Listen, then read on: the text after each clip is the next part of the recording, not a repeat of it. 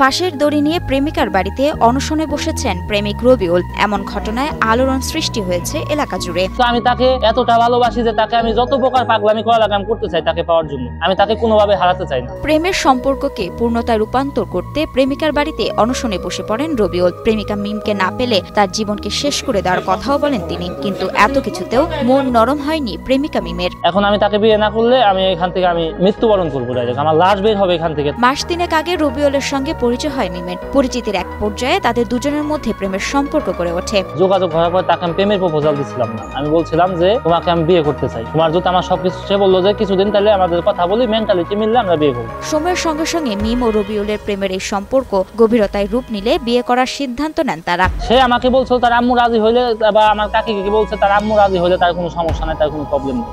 এইগুলো এভিডেন্স আমার কাছে আসতে চাই। তার যত কিছুই হোক আমি তাকে বিয়ে করতে, আমি তাকে আজীবন ভালোবেসে যাবো। প্রেমের সম্পর্কে এই বিয়েতে সম্মতি হওয়া প্রেমিকা মিম অজানা কারণে হঠাৎ বেঁকে বসে। আর এতেই মানসিকভাবে ভেঙে পড়েন প্রেমিক রবিউল। হতাশায় দিন কাটতে থাকে তার। আমি তাকে ছাড়া বাঁচবো না, সে আমার সাথে পুত্র না। আমি একটা ছেলে এখানে আসে নাই। এই নিজের মান সম্মান, নিজের বাঁচা মারা প্রশ্ন হয়ে গেছে না। একটা পোলা এখানে এসে দাঁড়ায় না। আমি ওনার শুরু থেকেই বলছি আমি বিয়ে করবো না, শেষ পর্যন্ত বলছি আমি ওকে বিয়ে করবো না। মাঝখানে উনি আমাকে ব্ল্যাকমেল করছে।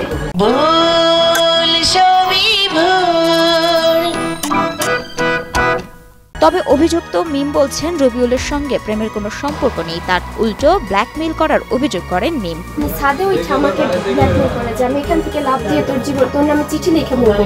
কিন্তু নাছোড়বান্দা প্রেমের পাগল রবিউল দমে না গিয়ে শেষমেশ উপায়ন্তর না পেয়ে ফাঁসের দড়ি নিয়ে হাজির তার ভালোবাসার প্রেমিকা মিমের বাড়িতে। এখন আমি তাকে বিয়ে না করলে আমি এখান থেকে মৃত্যুবরণ করবো, আমার লাশ বের হবে এখান থেকে। আমি তাকে ভালোবাসি, আমি তার কোনো পাস্ট আমি কিচ্ছু দেখতে চাই না। আমি তাকে বিয়ে করবো, এটাই আমার সবাই। কে কি বললো, আমার বাবা মা মানবো কি না মানবো এটা আমার সাবজেক্ট না। এমন অবাক করা চাঞ্চল্যকর ঘটনাটি ঘটেছে মানিকগঞ্জের হরিরামপুর উপজেলার চালা ইউনিয়নের কৌরি গ্রামে। চাঞ্চল্যকর এমন দৃশ্য স্বচক্ষে দেখতে উৎসুক জনতা ভিড় জমায় প্রেমিকা মিমের বাড়িতে। বর্তমানে এ ঘটনার সঠিক সমাধান চান রবিউল। আমাদের কাছে একটাই দাবি, একটা ছেলে কোন সময় সেই পজিশন দাঁড়াতে পারে। আমি 30 দিন যাবত খাইতে পারি না, ঘুমাইতে পারি না। আমার 1 মাস আগে ছবি দেখেন আর এখনকার ছবি দেখেন, আমার চেহারা হয়েছে। আমার জীবনে বাঁচা মারা প্রশ্ন, কোন সময় একটা ছেলে ধরনের সিদ্ধান্ত নিতে পারে।